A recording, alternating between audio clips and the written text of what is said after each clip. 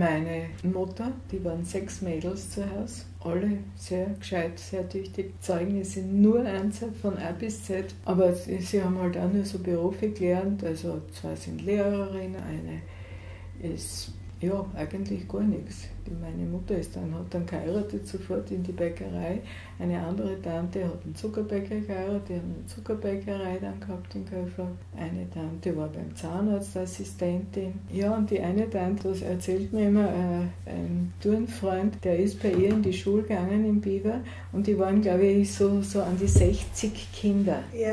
Und sie war ja 18 oder so irgendwas, oder 20, also ein Mädel. Sie war eine ganze Zeit, ja. Und er hat gesagt, sie hat das so toll gemacht, die war so eine tolle Lehrerin. Dann haben sie noch nachgeweint. Sie hat dann aber auch irgendwann aufgehört, ja, wahrscheinlich auch, wie sie geheiratet hat. Aber wie das funktioniert hat mit 65, jetzt sind 25 schon zu viel. Ja. Eine natürlich hat daheim den elterlichen Bauernhof übernommen.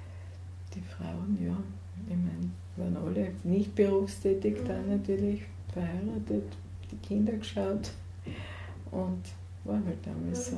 Ich bin ja auch dann zu Hause gewesen. Ich habe natürlich noch immer, wie ich schon lange verheiratet war, immer zu Hause noch mitgeholfen. Ich habe die Buchhaltung gemacht und bin auch ins Geschäft gegangen, weil die Mama dann noch ganz allein war und so. Aber einen richtigen Beruf habe ich dann auch nicht mehr ausgeübt.